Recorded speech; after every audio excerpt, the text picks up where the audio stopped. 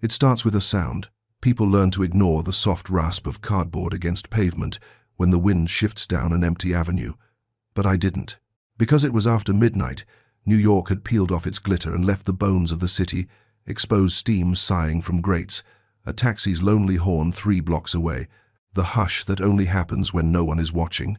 I was stepping out of a black SUV with a driver who always pretends not to notice when I stay late. I had one foot on the curb, one on the rubber mat, and in that thin space between, I heard it. Not the wind, a breath. You know the way the cold makes metal ring? That's what the air felt like, bright, brittle. I glanced toward the loading bay beside our tower, where the dumpsters throw long rectangles of shadow. That's where I saw the makeshift shelter. 2 refrigerator boxes, taped and braced, a careful child's geometry of survival. A stuffed rabbit ear poked out from the flap like a white flag. "Mr. Bennett?"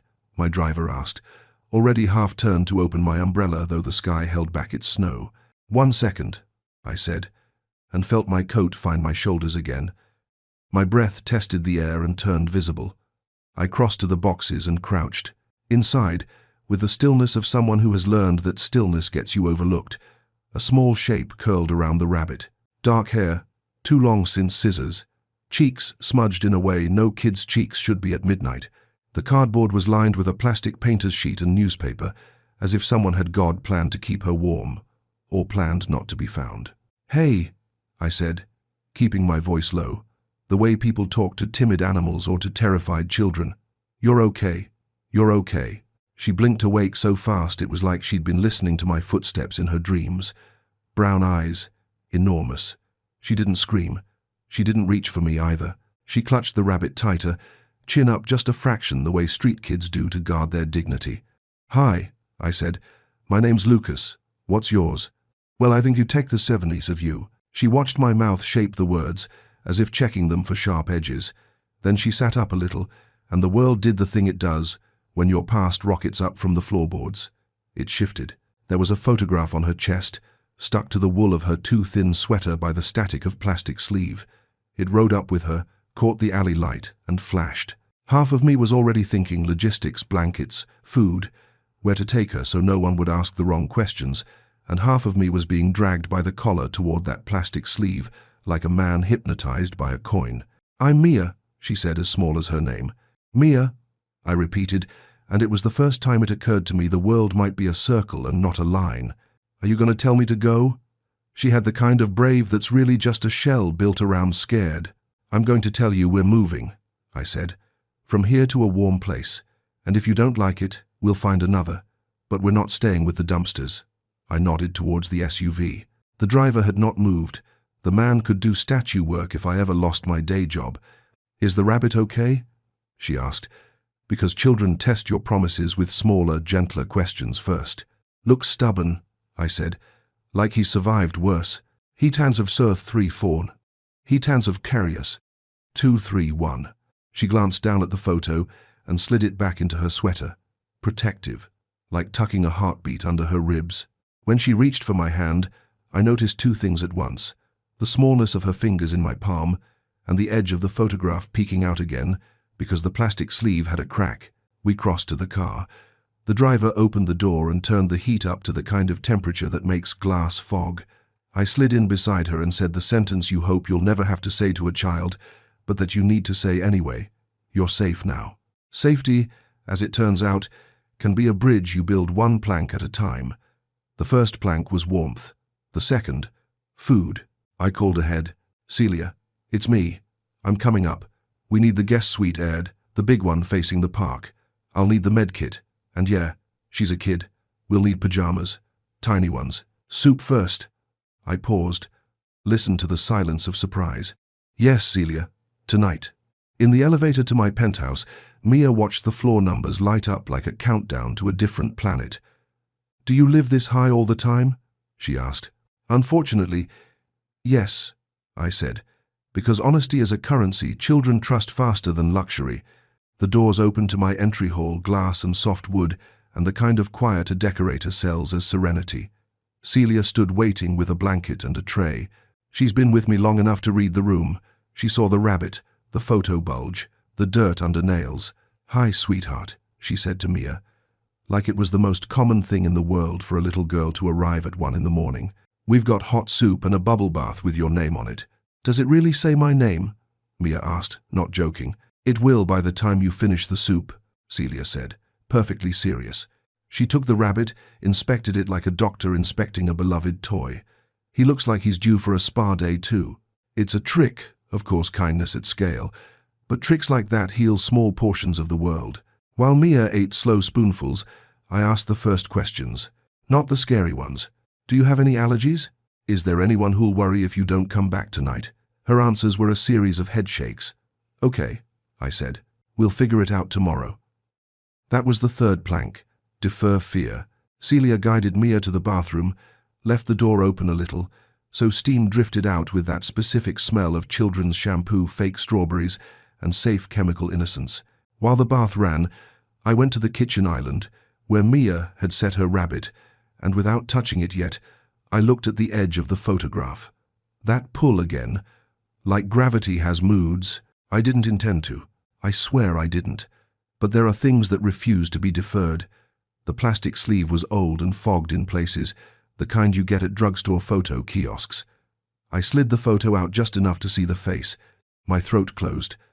The past can kick down a door without knocking. The woman in the photograph had a smile she only used when she wasn't aware of cameras.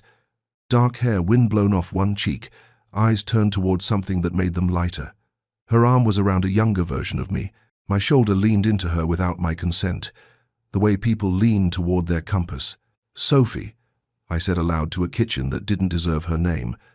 Celia heard the glass in my voice from down the hall. She came back without the girl and without the tray, a question already forming. "It's her," I said. "It's—" The rest of the sentence didn't have letters. Celia is a woman who survived raising 2 sons and me. She took in the photograph, then the rabbit, then my face. "And the child?" "Mia," I said. "Mia Carter." Celia put a warm hand on the island counter, because stone can carry shock better than people. "You think—" "I don't think," I said. "I know." I pointed to the freckle by the left eye, the stubborn eyebrow, the little asymmetry in the smile that we used to make fun of when we were mean and young. "That's my sister." K7 nodded into Ripenruby. There are moments when a life splits, before you knew, and after. The fourth plank arrived. Action. "We keep the girl here tonight," I said. "We call Dr. Patel in the morning for a checkup. We don't involve anyone outside the circle until I understand what I'm protecting her from." I exhaled. "And we find Sophie." Celia's face softened around the eyes. "We've been finding Sophie for years, Lucas. Not like this," I said, and held up the photo like a warrant. "Some of you will ask why I didn't call the police. Others will say I should have called Children's Services first, registered everything, tucked the world inside its correct folders. I won't argue with you. I'll say this. Institutions are made of people, and people are capable of remarkable good and harm. The child in my bathroom needed hot water, food, sleep, and someone's steady presence more than she needed a system in the middle of the night. By morning, we could widen the circle on purpose, not by panic. Celia went back to supervise Bubbles. I stood in the kitchen and let memory do what it always threatens to do when you stop telling it to behave. I saw Sophie at 17, balancing on the railing of our mother's porch like a gymnast, daring me to catch her if she fell. I saw the day everything cracked, the words we threw like plates, the door, the silence after. Years thick with work I used like blinds, pulled tight so I didn't have to see the lack of her. The bath ended in laughter, then yawns. Mia emerged, wearing pajamas that were comically large, which for a child is a kind of victory. Celia had braided her hair and tucked the rabbit under one arm like a soldier with orders. We walked down the corridor to the guest suite, where the bed is large enough to hold a small nation's worries. "Can you stay?" she asked. It was not a trick question. "I'll be in the next room," I said, and I meant I'd be one breath away. "If you need anything, there's a little button here." I showed her the nightstand call. "It rings loud enough to wake New Jersey. The same's Klarsofant. The Dave the rate, the lefted, and terraces." She smiled at that. "What about the picture?" She held it up. The plastic sleeve now wiped with a washcloth, the crack still there like a fault line that had not finished its work. "Would you like me to keep it safe for you?" I asked. She thought about that longer than any adult would, and thank God for it. You can put it where it won't get lost, she said. But it's mine. Of course, I said, and took it like you'd take a relic. I'll give it back in the morning. When she fell asleep eventually, after the twitching of limbs that always happens when adrenaline bleeds out, I sat in the armchair by the window and held the photo up to the city's glow. It had been taken somewhere windy. Sophie's hair made its own decisions in the breeze. The younger me in the frame wore a hoodie and a look like the world might finally be on our side. There was no date stamp, just the cheap print and the plastic sleeve. On the back, in blue pen, one of those thin office pens that stutter, a note, for when we forget who we are. Morning arrived the way it always does in glass apartments, violent with light. I drifted for an hour in the chair, the photo on my chest like it had been on hers. Celia brought coffee and the kind of toast that tastes like a childhood you wish you had. Mia stirred and blinked in that suspended way kids do in new rooms. Then she remembered where she was and who we were, and she did not startle. She sat up, checked on the rabbit first, then on me. "Good morning," I said, and the city pulsed below like a heart we were borrowing. "Did the picture stay safe?" she asked. "Yes," I said, and handed it back with 2 hands. We ate at the kitchen island. Celia did the small talk that matters big. "How do you like your eggs? Do you have a favorite color? Do you want to choose a mug?" Mia answered like she was learning how to be a person again, in a place where the rules were not written by hunger. I watched for signs. Cough, limp, hidden bruises, that faraway stare. I made a mental list of appointments. Dr. Patel at 10, a child therapist recommendation by noon. My head of security, Archer, at 9 sharp with the building's overnight camera pulls. When Archer arrived, he filled the doorway with his ex-military quiet. He clocked the rabbit, recalculated. "Sir," he said. "In here," I motioned, lowering my voice as if truth could disturb breakfast. "We need everything from midnight back 2 hours on the loading dock cams and the alley to the south. I want faces, plates, the works. Someone built a shelter back there, careful work. I want to know who and how long it's been there. And Archer, this is private. For now." He soved then. His eyes flicked from me to the hall where small feet had padded 5 minutes earlier. "Understood. Number. Understood. Also," I said, and slid the photo across the counter. "Find her." He took one look and then did something I've seen him do in rooms where men make bets they can't afford. He slowed down. "Is this my sister?" I said. He nodded like men do when they recognize terrain they've never walked.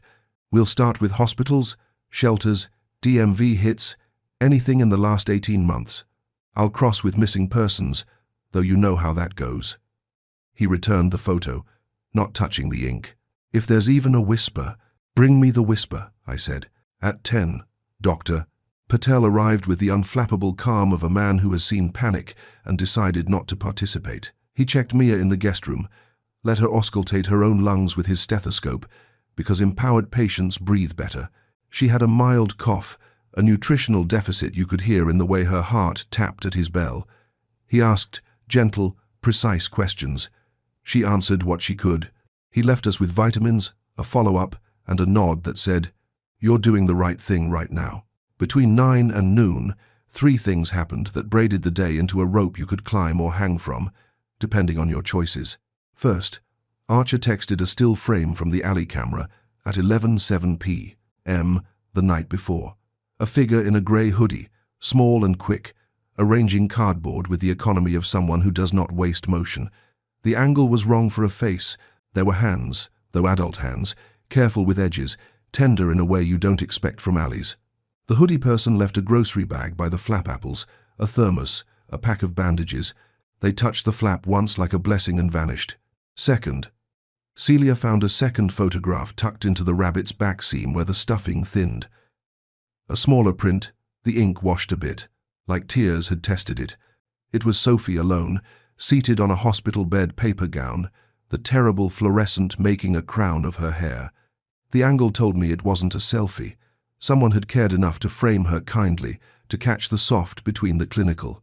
On the back, "She's safe. For now." Third, a call I'd been avoiding since dawn finally grew teeth and bit. "Lucas," said a voice that used to call on holidays and board meetings, sometimes both in the same exhausted breath. "I've got something you need to see." "Not now," I said. It's about Sophie. The room tilted, as rooms do when the center of gravity moves without warning. Where?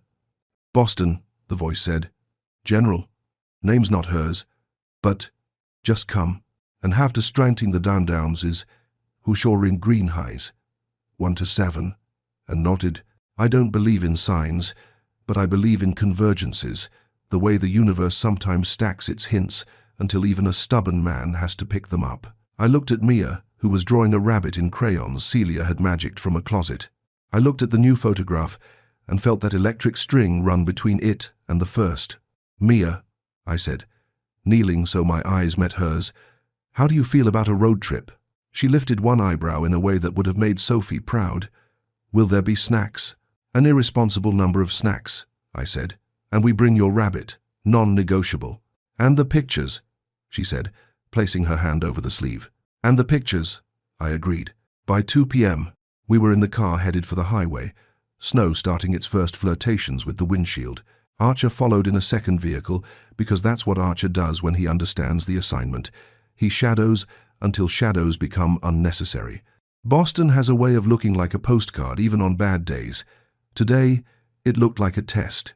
Hospitals smell like absolute beginnings and endings, cohabitating under one roof.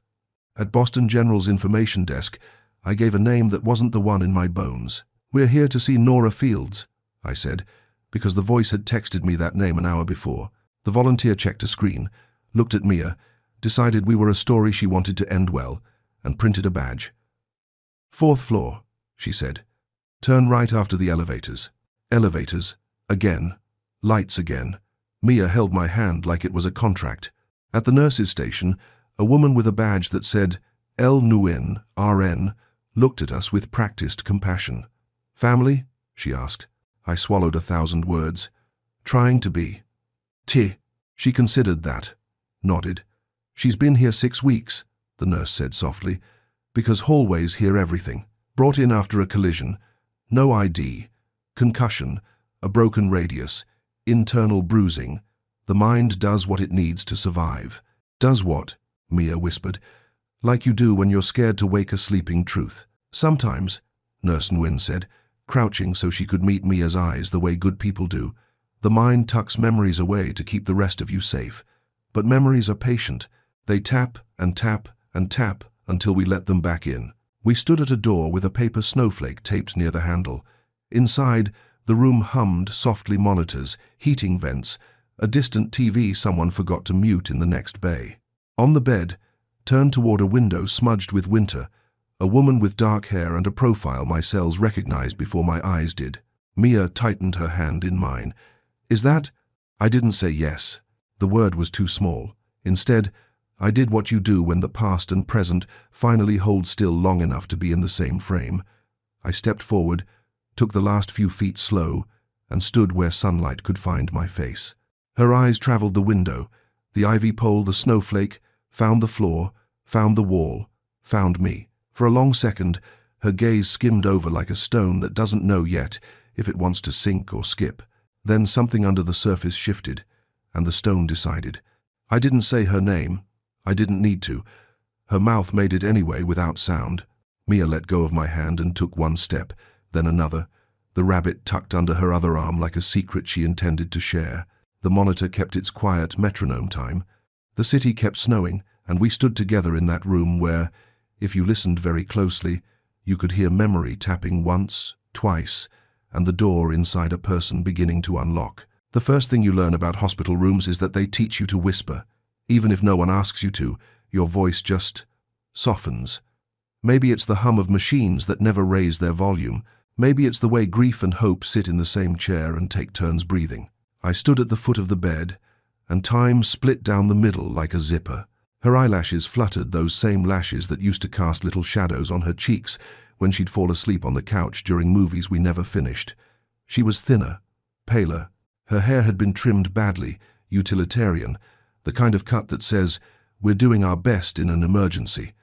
There was a faint line near her temple, a healing laceration mapped in faint pink, and then that expression passed across her face, the one you see on people when a certain song plays, and, for a single heartbeat, they're somewhere else entirely. "Hi," I said, Because you start with small bridges. I'm Lucas. He's wanted to find that was not well. Her eyes searched the room again, traveled back to mine. She didn't flinch. She didn't smile either. The muscles around her mouth made a tiny adjustment, like they'd been asked to remember a familiar shape and were still debating. I brought someone who might be more important than me, I added, turning slightly. So, Sophie, no. Nora could see the little girl holding the rabbit like a passport. Mia took a breath that sounded like courage being assembled in real time. Hi, she said, very quietly. I'm Mia, and this is Hopper. She lifted the rabbit. He likes hospitals okay, but only if they have pudding. The corner of the woman's mouth twitched. It was so small that if I'd wanted to protect myself, I could have pretended I didn't see it. But I've spent a lot of my life pretending not to see things. Today wasn't going to be one of those days. Nurse Nguyen slipped in with the kind of timing only people in scrubs have. She's been more alert, the nurse murmured, glancing at the monitor like it was a polite participant in the conversation. Short-term memory has been fragile. Long-term, there are moments. She looked at us. Keep it gentle. Let's not flood the system. There's a part of me that's very good at being the boss, issuing orders, drawing lines, turning feelings into to-do lists. That part stepped forward automatically. We'll follow your lead, I said. I also want to speak with her attending and the hospital social worker about next steps legally and medically. Nurse Nguyen nodded like she'd expected that and was grateful I'd said it out loud. Dr. Ahmed is rounding. I'll page him. Social work is on 4. We can get Miss Harper. She paused, measuring me with the calm of someone who's seen families try to build pyramids out of sand. And if she doesn't know you at first, that doesn't mean she won't. The brain is cautious.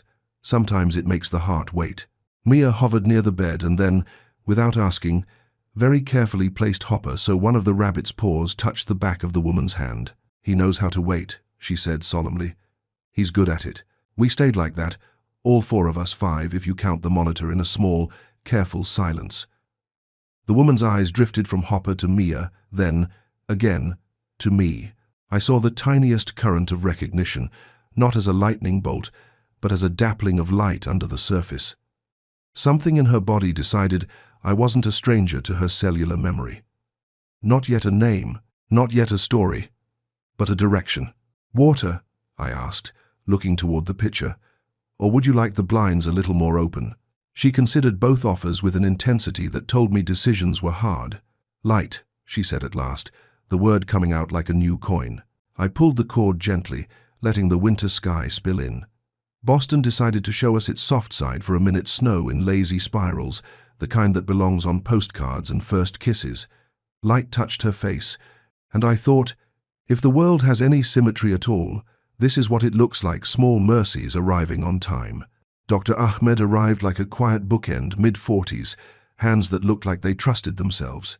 He greeted the nurse with a nod, gave Mia a smile that didn't talk down to her, and shook my hand with a grip that communicated both focus and lack of hurry. I'm glad you're here, he said, more fact than feeling. We've been hoping for someone who knows our patient, J. Anzi, and he clicked a benign and wold. Time. 10. Time. 9. She knew the rabbit, Mia offered. As if that counted as a credential. It absolutely does, he said, straight-faced, which made Mia's shoulders drop half an inch. He turned to me. You said on the phone you recognize her. Yes, I said, and the pronoun felt too small to hold the weight. She's my sister. At least, I'm 99% sure. There are photos. There's a note. My throat wanted to be unhelpful, but I overruled it. There's a long story. We can take long stories in installments, he said. Short version for now is okay. He checked the chart, then kept his voice grounded. Medically, she's stable. Concussive injury, healed fracture in the right radius, contusions consistent with auto versus pedestrian. No internal bleeding now, labs stable, vitals good. Cognitively, we're looking at retrograde amnesia, partial. She's oriented to the present but has gaps in episodic memory. She remembers how to do things, understands concepts, language intact. Names and autobiographical details are, he gestured with a hand that opened and closed like a tide, coming and going. What helps? I asked, because action is how I keep from flying out a window. Safety, Familiar sensory anchors. No pressure. Faces, smells, voices. The brain will decide when to trust its own doors. He looked at Mia. And sometimes kids are the key. Mia held the woman's gaze for a second that felt like a bridge being tested plank by plank. "You look like how warm bread smells," she said seriously, and then immediately looked mortified, like she'd broken a grown-up rule. The woman's lips softened. One breath. Two. The smallest smile appeared and went, like a shy bird changing branches. "Bread," she repeated, with the kind of effort people use to lift a heavy suitcase. Her gaze moved between us. "Safe. Safe." That was the moment I decided to involve the system on our terms before it involved us on its own. I'm not naive. I know how fast the rumor mill spins when a wealthy man shows up with a child and a claim. The right way through was the honest way through. Documented, signed, reviewed. I stepped into the hall, pulled out my phone, and called the one person on my payroll who never pretended my power outran gravity. "Ray," I said when she answered. "I need you. On a scale of find my favorite pen to remember that time we bought a building by accident. How much do you need me?" Ray asked. "That's my chief of staff, Ray Patel, who runs my life with a spreadsheet that could land a plane." "Somewhere between those," I said. "Hospital, Boston General. My sister very likely found. She's registered under an alias. There's a minor. I want to volunteer a call to DCF before someone else does, and it becomes adversarial. I'm requesting a temporary kinship guardianship arrangement, pending verification. I'll need a family law attorney who knows how to work with good social workers, not against them. And Ray, this stays quiet. No press. No leaks. Already in motion," she said, and I could hear keys under her voice. "Sending a local counsel who's decent and human. I'll call the hospital's social work department to coordinate, get us an intake with a supervisor who doesn't live to say no. Do we have documentary proof on the sibling relationship? Photos, handwritten notes, and I can bring any number of records. Our mother's obituary, school photos, matching scar on the eyebrow I gave her when we were 12, and stupid, DNA, if we have to. Let's not swab anybody's cheek until we have to," Ray said gently. "Sometimes the law is a person. Let's find that person. I'll be there in 2 hours." I hung up and looked through the glass panel at Mia in her too big sweater. Her carefulness, the way her presence pulled warmth into cold corners. I texted Archer, "Loop perimeter, subtle, watch for anyone taking pictures, add a layer." "On it," came back 3 seconds later. I pictured him moving 2 chess pieces on a board only he could see. Miss Harper, hospital social worker, arrived with a notebook and a face that had learned empathy without losing boundaries. "Mr. Bennett," she said, shaking my hand while clocking the scene inside with a social worker's radar. "Let's talk." We sat in a small consult room with bad art and an unoffensive clock. She asked the questions she had to ask. I gave the answers I was ready to give. I did not try to bend the process. I wanted her to see that we could do this thing the right way, with the boring paperwork that protects children from even well-intentioned chaos. "Voluntary report is good," she said, making a note. "We appreciate when families come to us before we come to them. For Mia's immediate safety, we can issue a temporary safety plan today that allows her to remain in your care while we verify relations and assess everything." She lifted her pen, met my eye. "That includes your home environment." "You can bring a white glove," I said. "We'll pass it. I'm not asking for exceptions. I'm asking for speed where the law allows it." She smiled at that small, professional, but real. "Speed with safeguards. That's my niche," she said, tossing the word like a little joke to see if I'd flinch at technical terms in the middle of a delicate moment. "No argument here," I said. "It's mine too." We drafted a plan. Phones were called. Ray arrived with counsel, a woman named Aisha Karim, who could turn statute into kindness without weakening either. She and Miss Harper spoke in a language that sounded like hope wearing a suit. Meanwhile, inside the room, Mia did something no adult could have scripted. She started a conversation that didn't ask anything of the woman who might be her mother. She told Hopper's origin story, where he'd been found, the places he liked to nap, how he gets nervous around blenders but is brave about thunder. Children write their world in manageable sentences. The woman Nora for now listened with the attentiveness of someone thirsty for sound that isn't clinical. "Would you like a picture?" Mia asked suddenly, glancing at me for permission and then deciding to be her own authority. She pulled out the plastic sleeve with the cracked edge. "You can hold it," she said. "But it's mine." The woman reached for the photo. Her fingers hovered a second, like they were asking their own permission. She touched the edge, not the face, the way people touch relics. Her eyes traveled. The image caught the wind in the hair, the shape of the smile, the boy who had grown into the man currently pretending not to blink too much. She inhaled. The monitor recorded it as a tiny rise in heart rate, like a bird's wings beating once. "Do you remember?" Mia asked, then immediately pressed her lips together as if she'd put a heavy question on skinny ice. The woman didn't answer yes or no. She did something more honest. She lifted her free hand and with slow, awkward care, reached toward Mia's cheek and stopped a centimeter short. No touch, just the intention. "Warm," she said. "Safe." Mia leaned forward that last centimeter and let the hand land. The room changed temperature by a degree. By late afternoon, the paperwork engines had turned. Aisha had filed for emergency temporary guardianship, pending a kinship assessment. Miss Harper had executed a safety plan that read like a careful recipe. Dr. Ahmed had placed orders that allowed us to bring familiar items to the room to anchor the woman with scent and texture and sound. "Bring her something small that smells like before," Nurse Nguyen suggested. "Practical, as always. A sweater, a pillowcase, a soap, and voices. If you have old voicemails, music you shared, play them quietly. Let the brain come home at its own pace." Celia texted me a photo of our entry table, a braided scarf my sister had once borrowed and never returned, still kept in a drawer because I'm the kind of man who finds reasons to keep things he can't admit he misses. "Should I bring it?" she asked. "Yes," I replied, "and the mug with the chipped corner. She always said it made tea taste like a story." While we waited, Archer found me near the elevators. "We have a lead," he said. He kept his voice low enough that the information couldn't escape and cause a scene in the hall. "Camera 3 from the alley, the hoodie figure. We got a side profile from a reflection in a duct window, cross-referenced with shelter volunteer rosters within a 4-block radius and city traffic cams. Name's Elena Voss.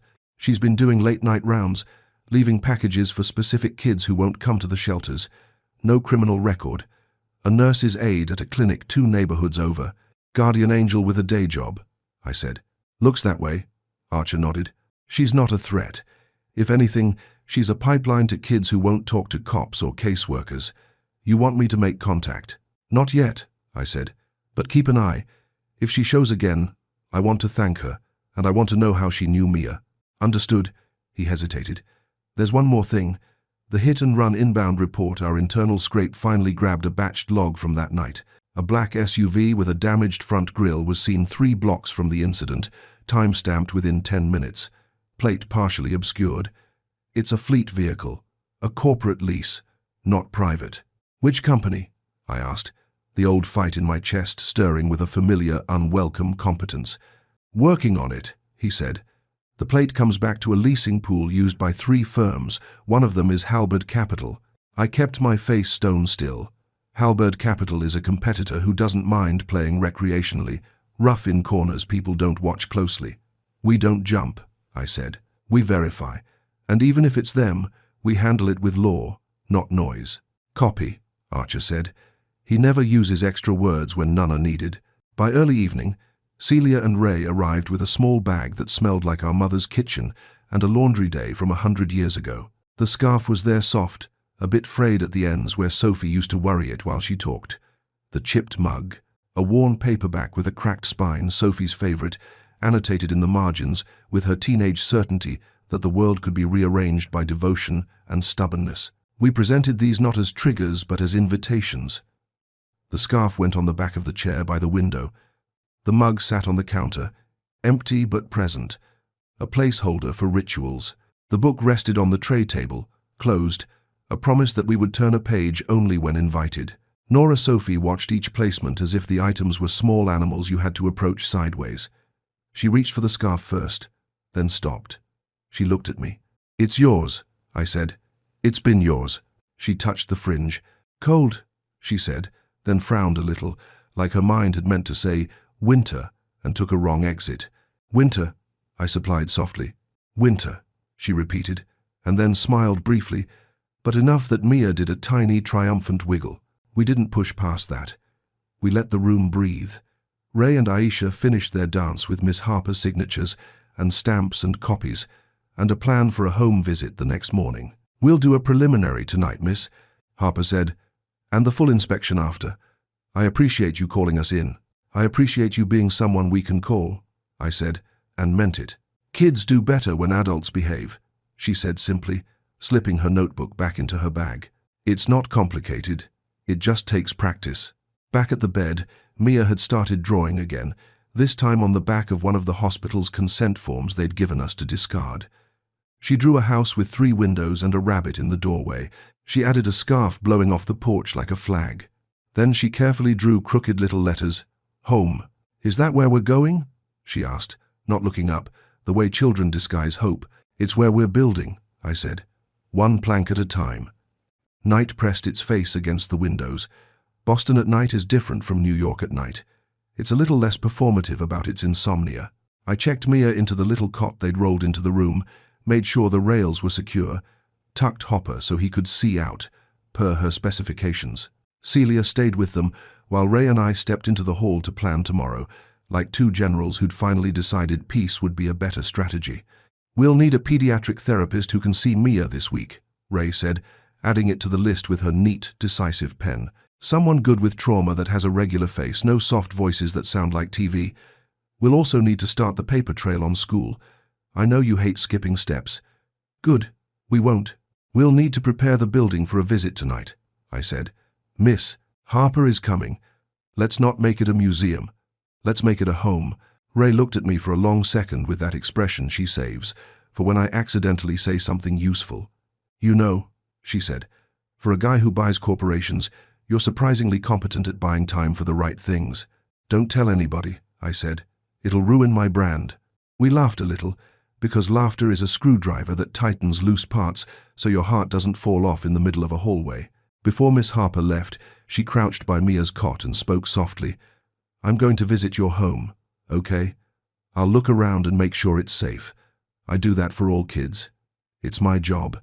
Do you want me to look for anything special?" "Nightlight," Mia said immediately.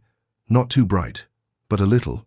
"Nightlight," Miss Harper repeated, writing it down like it was as legally binding as a court order.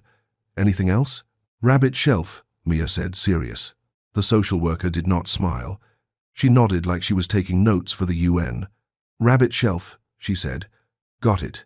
We left the hospital in 2 cars, Celia staying behind for the first part of the night, me and Ray heading back to prepare for an inspection at an hour when most people are removing throw pillows, not arranging their lives.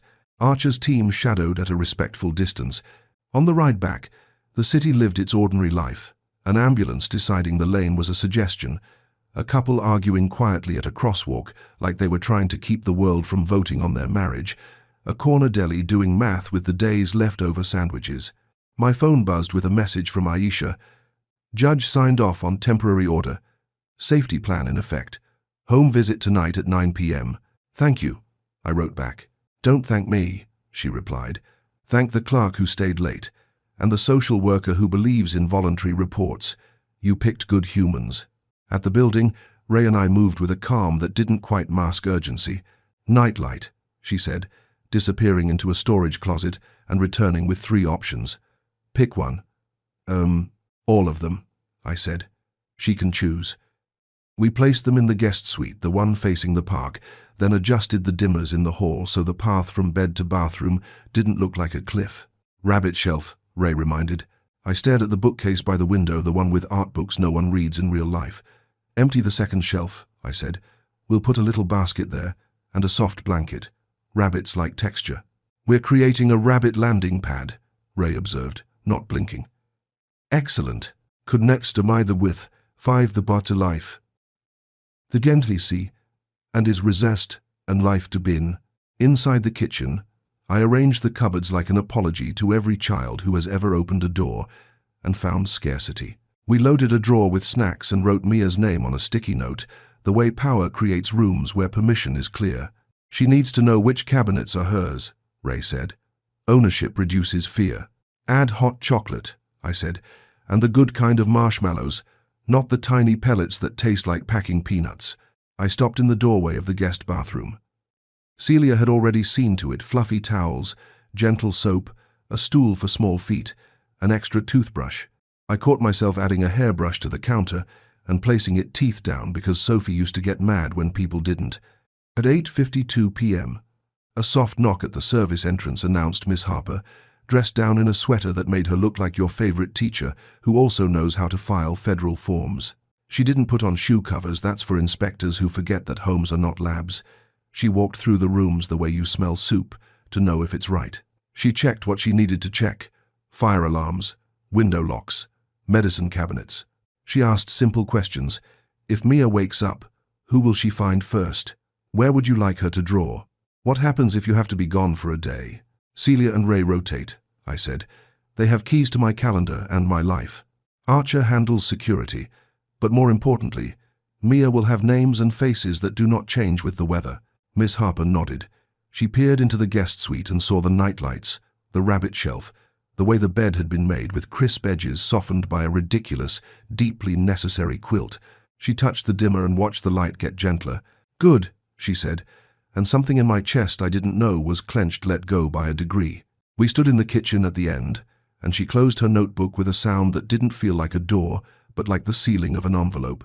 Here's what happens next, she said. I'll file tonight. We'll do a full assessment this week. Given the circumstances and your voluntary transparency, I am comfortable provisionally with Mia staying here under the safety plan. We'll want ongoing contact, therapy, and school stability. You'll have it, I said. She tucked the notebook under her arm.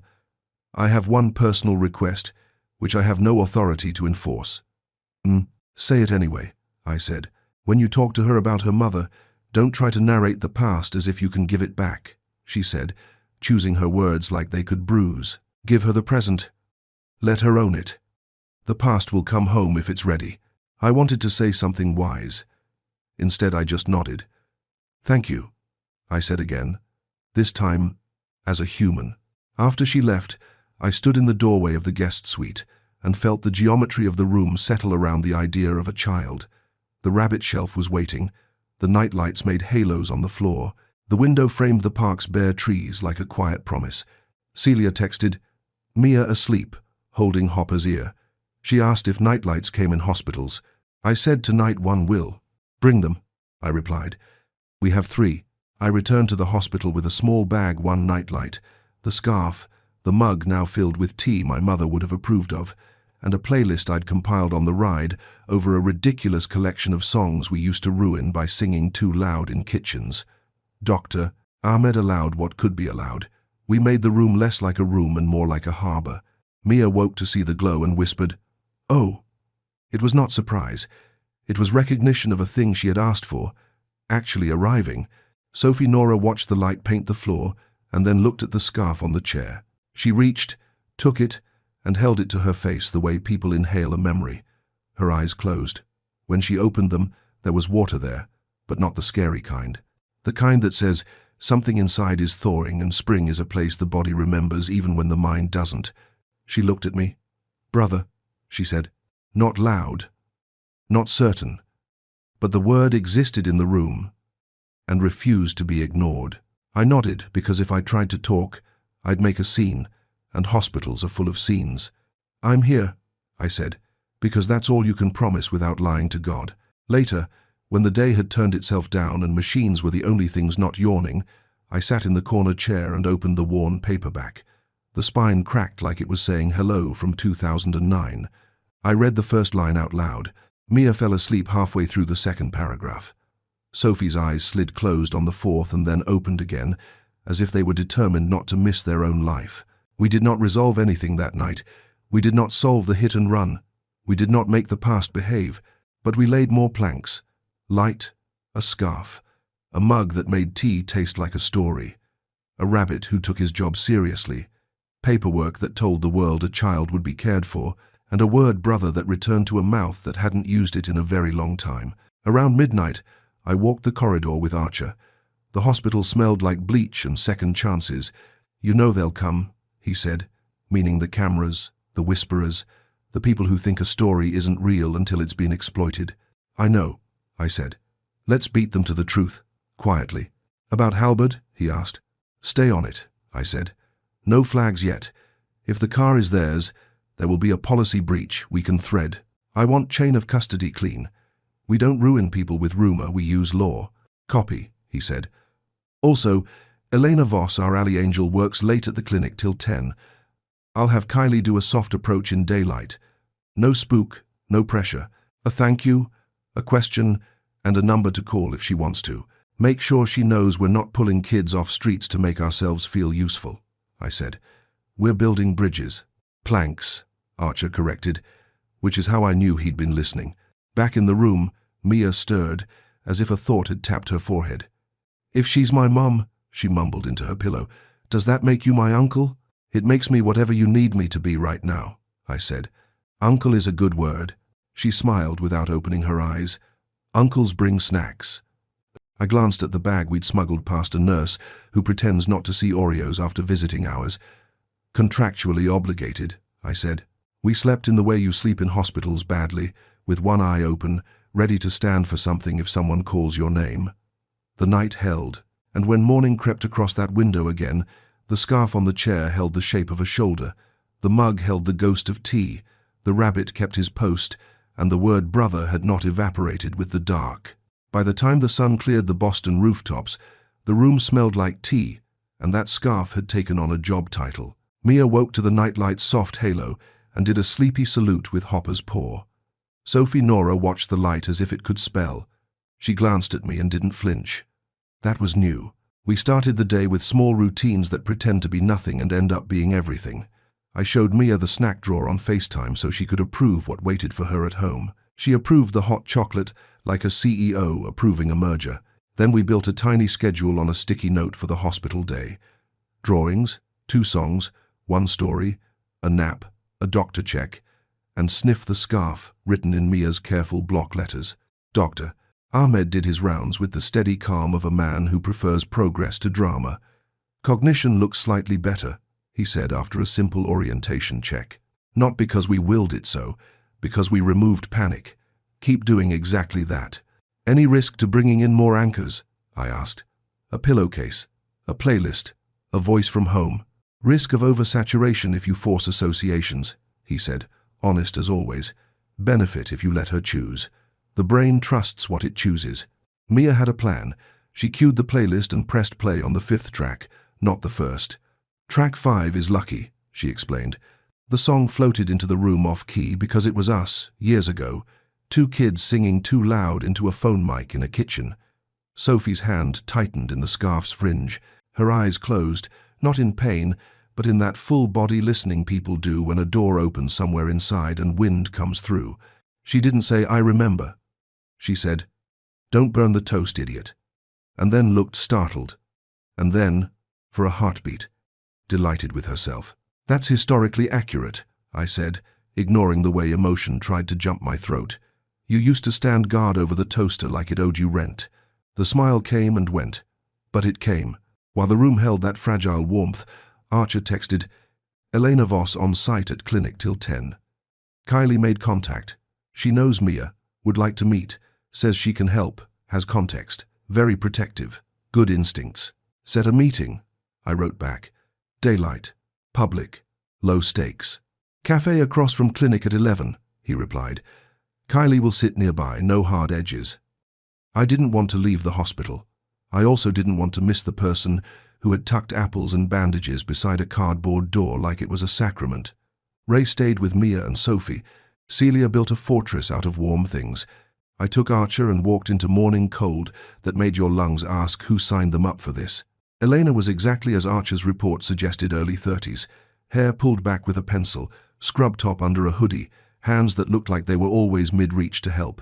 She watched me approach with the measured wariness of someone who knows some men use sanctuary like a costume.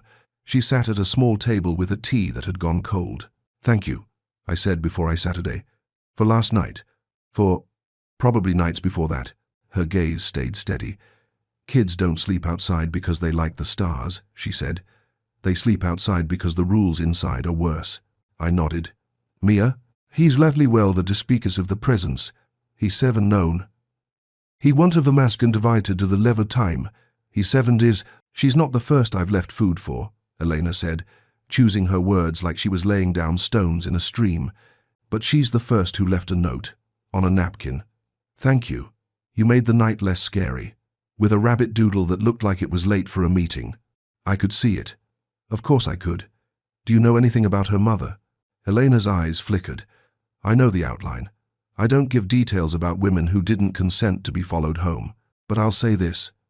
A woman, dark hair, kind eyes, that look people get when they're using all their courage every hour was around, and then she wasn't.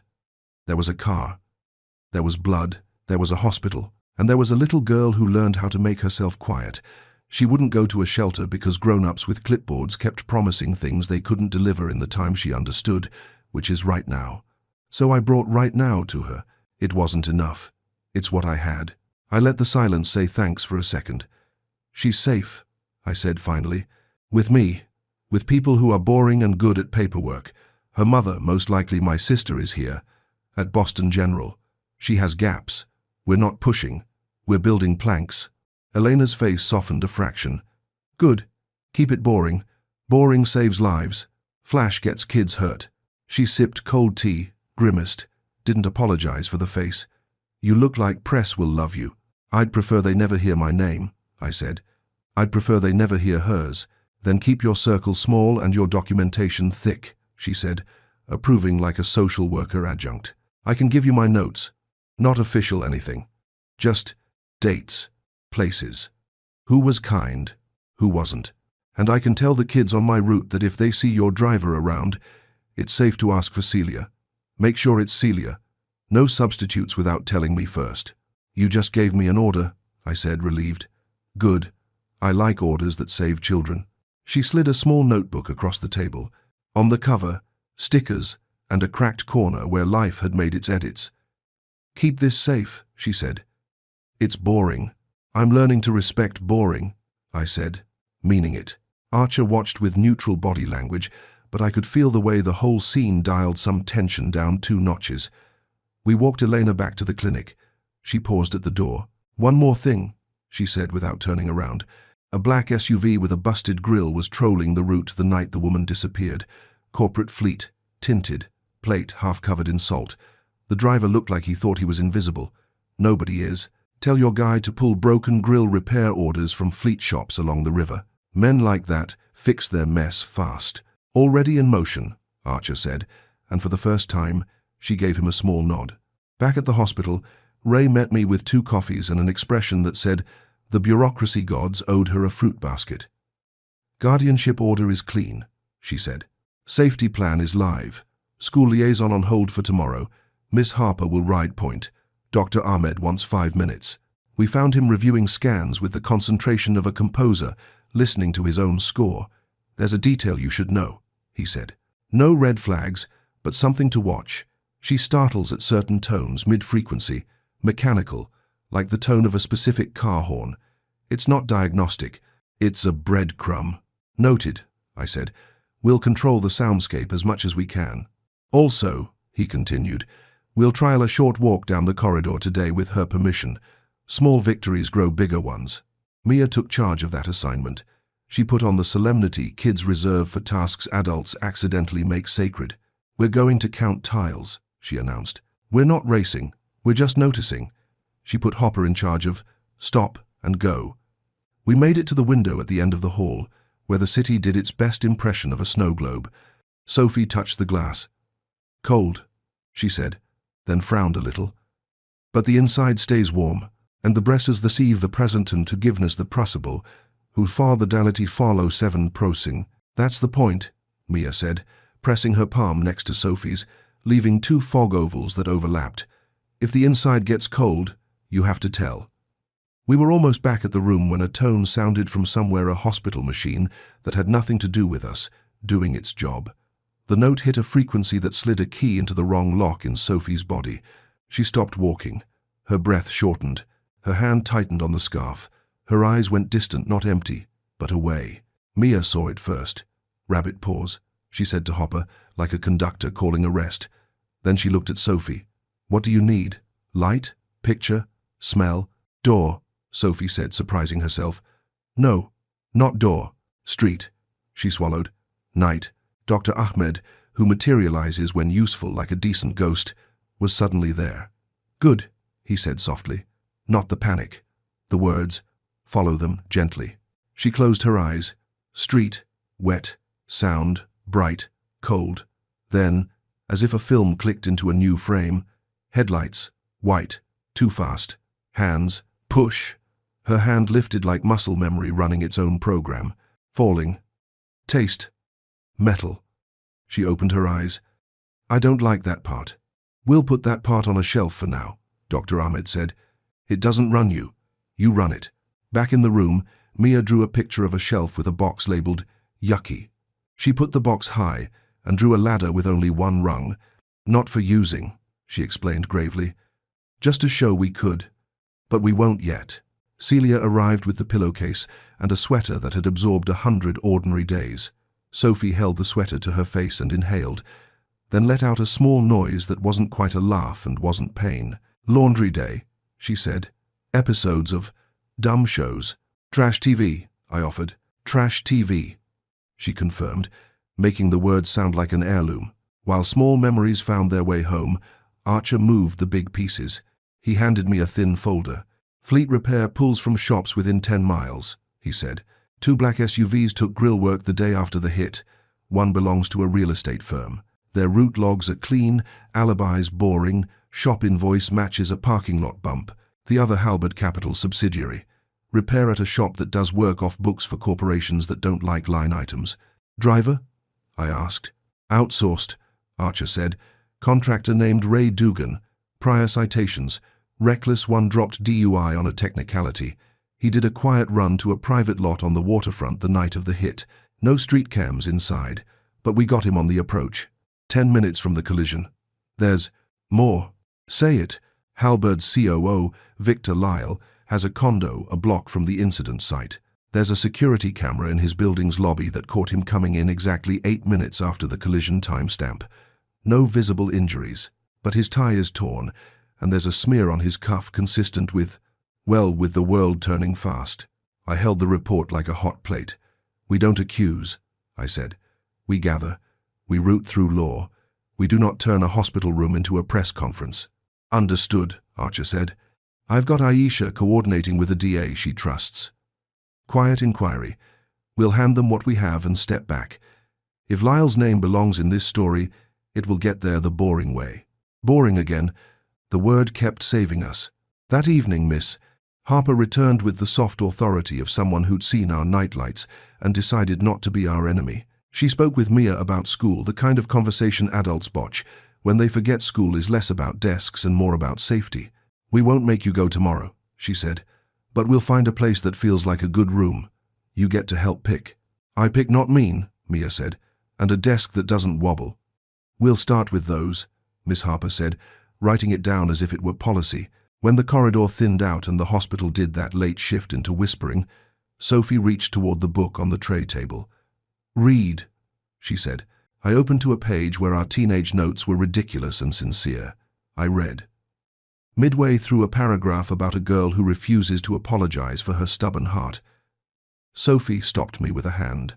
"We said this was stupid," she said, a hint of a grin. "And then we cried anyway. Statute of limitations on pretending we weren't moved has expired," I said. Mia yawned, the kind of yawn that begs for a blanket. I pulled one up.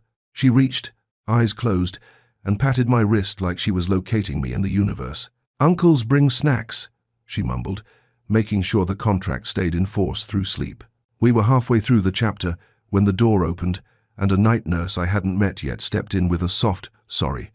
She checked vitals with the precision of people who keep other people alive at 2 in the morning.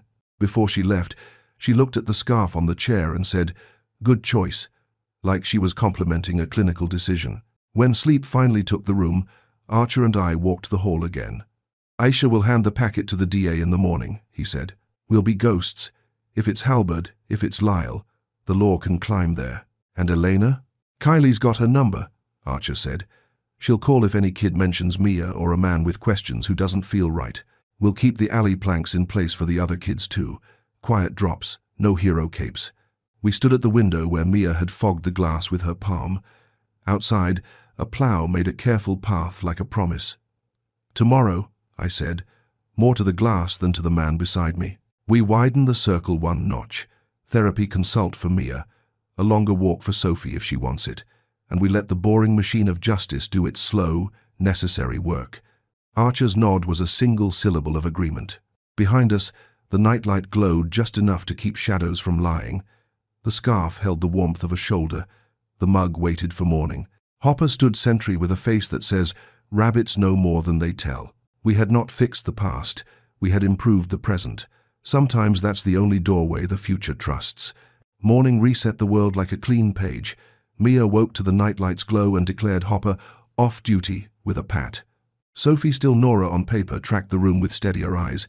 The scarf was on her shoulders. She didn't ask where she was.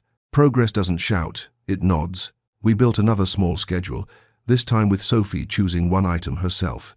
She tapped the sticky note and said, "Window."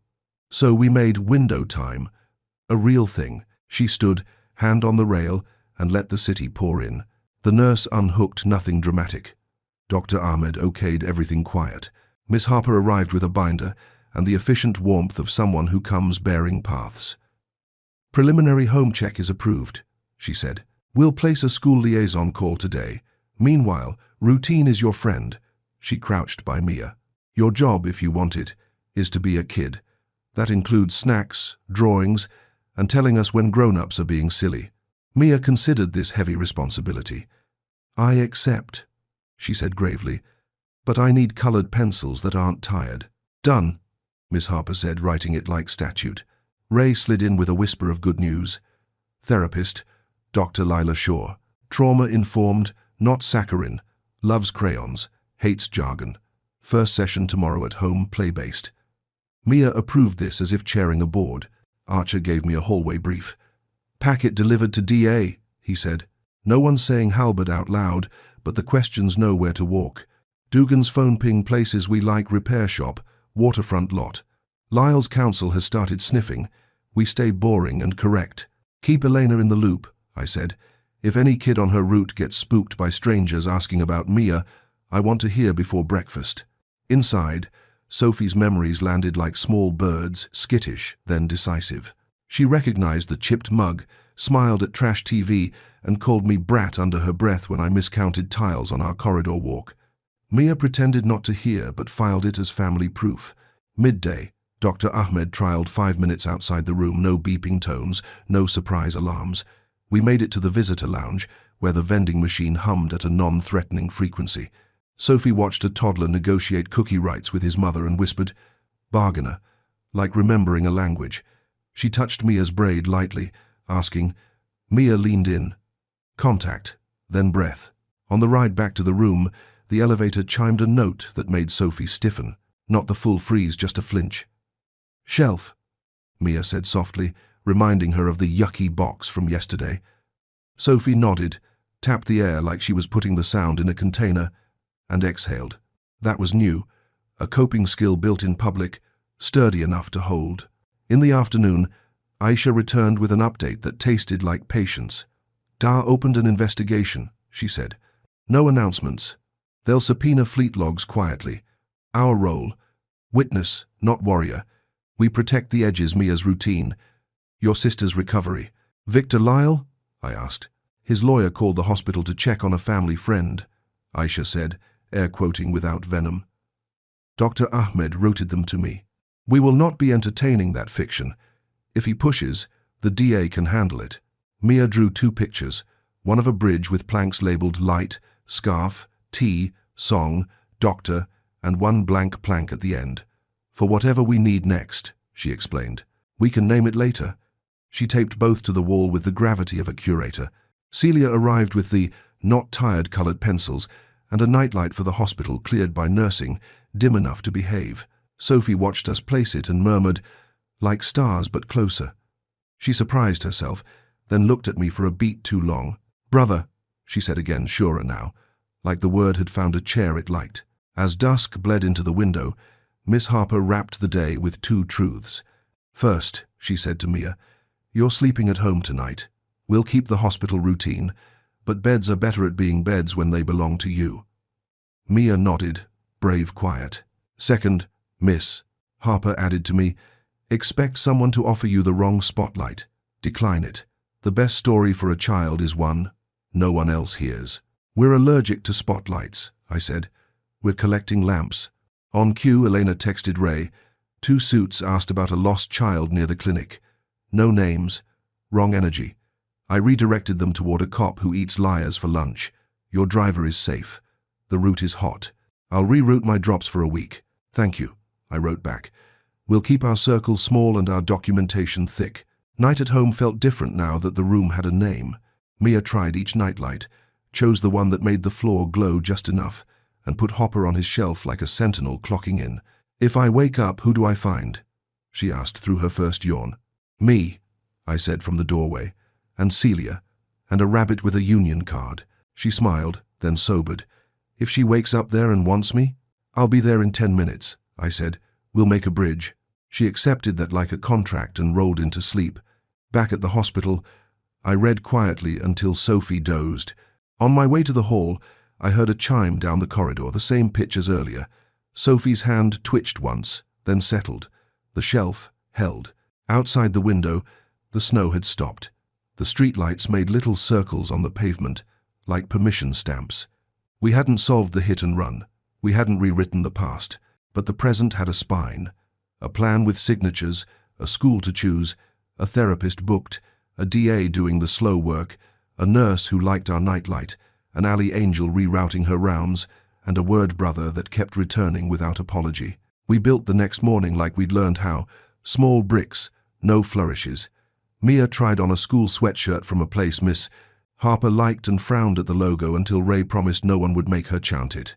We want a good room, not a brand, Mia declared, and the adults saluted that policy. Dr. Lila Shaw arrived at the apartment with a canvas bag and the kind of shoes that say, floor time.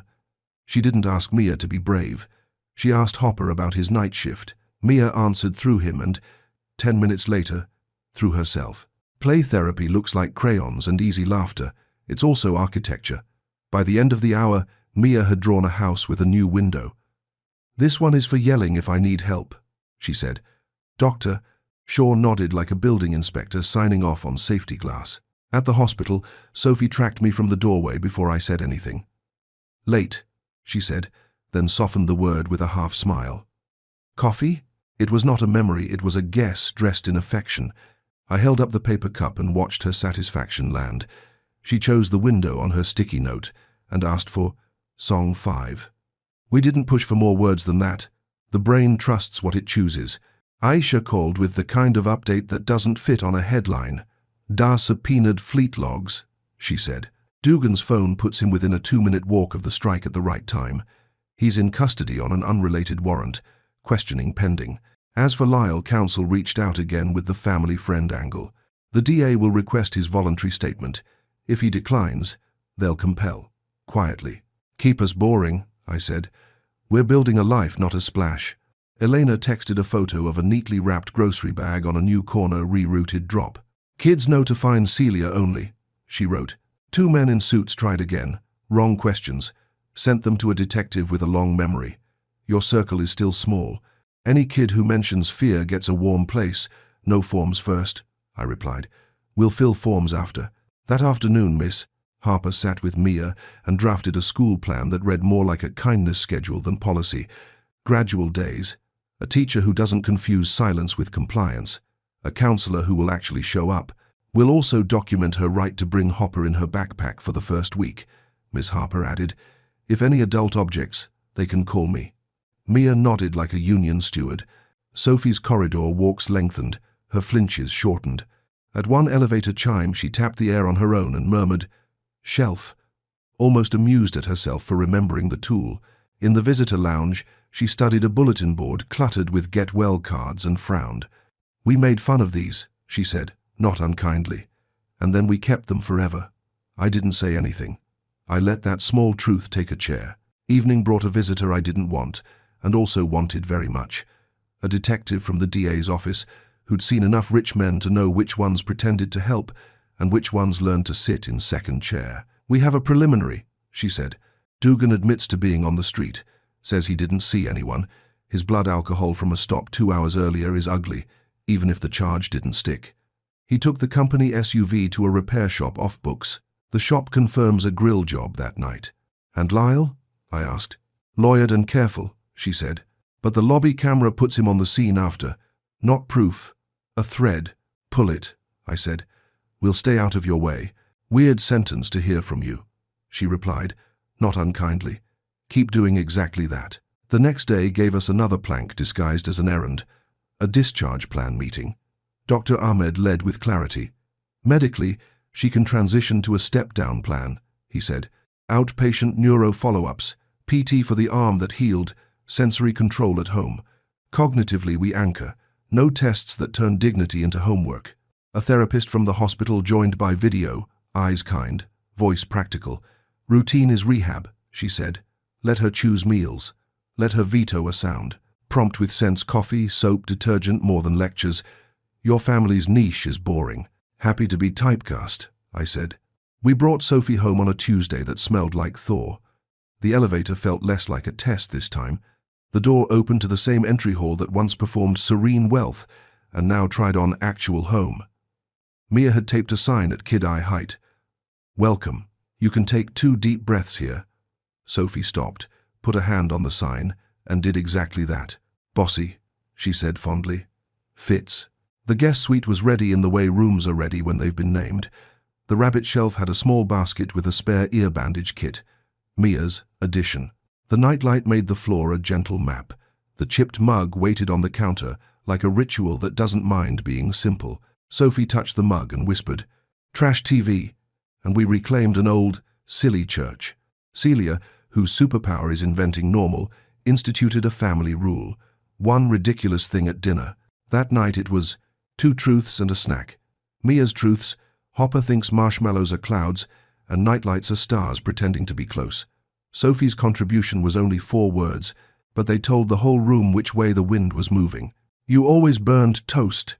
We let the laughter make space for the part of us that was still afraid. Archer texted from the hall, "Press nosing." One freelance stringer asked the doorman if a mystery child moved in. We said no comment, and I let the guy see me, see his license plate. He left. "Thank you," I wrote. "If it escalates, we'll file a cease and desist." Meanwhile, lamps, not spotlights. The DA moved in their steady orbit. Dugan was charged for tampering with company property and obstruction. The big question remained careful. Lyle's counsel arranged a private interview. We were not part of that room. Good. The system was doing its work where it belongs, out of our kitchen. Dr. Shaw's second session happened on the living room rug. Mia built a city out of blocks. Sophie watched, then, without fanfare, placed a single block at the edge. "Bridge," she said. Mia slid another in and nodded. "Plank," she corrected, and Sophie gave me a look that said 1,000 small jokes survived the impact. School visits began like test flights. We walked Mia through hallways on a Saturday, lights low, a custodian humming. She sat in a classroom with a wobbly desk and traded it for a steady one with the principal's permission. "We'll fix it," the principal said. "We like steady." That night, Elena came by with Miss Harper's blessing, no secrets, just gratitude. She stood in our entryway like she didn't want to track the street onto our floor. Mia ran to her with the specific velocity reserved for people who showed up when no one else did. Elena hugged carefully, then knelt, palms on Mia's shoulders. "Still your call," she said. "Always your call." Sophie watched from the hall. A memory crossed her face, quick, uncertain, real. "Angel," she said, a little embarrassed at how earnest it sounded. Elena smiled. "Just a woman with snacks," she said. "And a notebook." She handed me a thin envelope. Inside, page after page of dates and small notes. Thermos empty. Bandages used. Rabbit, okay. She smiled once at a bad joke. Boring, yes. And holy, weeks folded and held. Sophie's words filled in around the edges, not as a torrent, but as a tide that knows its beach. She remembered our mother's porch. She remembered a scar I gave her by accident, and forgave me again for the 29th time. She remembered the sound of a horn the night of the collision, and put it on the high shelf with the yucky box. When fear knocked, she chose the nightlight instead. The DA called one morning with a sentence that carried both weight and restraint. "We're charging Dugan," the detective said. Vehicle involved in a serious bodily harm incident, evidence tampering, and obstruction. As for Lyle, no charge at this time. Witness statements conflict. Timeline is fuzzy. We'll keep pulling. If his hands are dirty, the boring machine will find the dirt. Thank you for not pretending certainty you don't have, I said, and meant it. I didn't get the cinematic confrontation. Some part of me craved no boardroom speech, no public shaming. I got something better. A system behaving, slowly, in the direction of the right thing. A child, sleeping through the night, under a rabbit-shaped silhouette. A woman calling me brother, without testing the word first. On a quiet evening, Mia taped a new drawing above the shelf. It was our bridge again, with another plank labeled in her handwriting that had stopped shaking. Home. She looked at me, chin up a little. Can we keep making it even if the past is messy? That's the only time bridges matter, I said. When they have to carry weight. She nodded, satisfied. Hopper resumed his post. The nightlight did its small, steady job. In the kitchen, the toaster decided for once not to betray me. Sophie laughed from the doorway without asking why it mattered. We let the sound fill the apartment like proof. Outside, the city tried on spring. Inside, we chose the boring miracle again. We showed up, we signed what needed signing, we kept the circles small and the documentation thick, and we let love be unglamorous, specific, and on time. In the end, it wasn't a headline. It was a nightlight. We didn't get the cinematic takedown. We got something steadier. The DA charged the driver who hid the damage and ran. The other name circles a quiet investigation, no verdicts from us, no cameras, just law moving like rainfall on hard ground. We keep our circles small and our documentation thick. Boring wins. Mia sleeps through most nights now. She still makes me check the rabbit shelf union rules. On the way to school, she counts the planks we've laid. Light, scarf, tea, song, doctor, shelf, home. Today she added one more with a little grin. Future, she said, tapping the invisible wood. Needs a place. This very mind-eared. Decided minds of Olus, he did of the allies.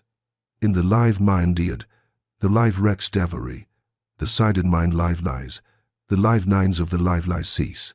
And we can't have decided. In the live lies, the live lies. 2 in 15. Sophie stands at the window in the mornings with coffee in the chipped mug and laughs at my toast like it's our shared religion. Some memories return like birds that know the route. Some don't.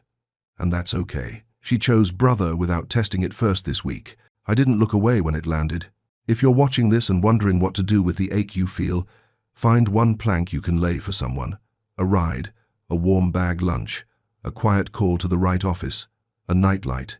No spotlights, just lamps, close enough to help. We'll keep building our bridge from here. It's not perfect. It holds. And if you ever pass a cardboard shelter on a cold night, remember, nobody sleeps outside because they like the stars. Be the person who brings one a little closer.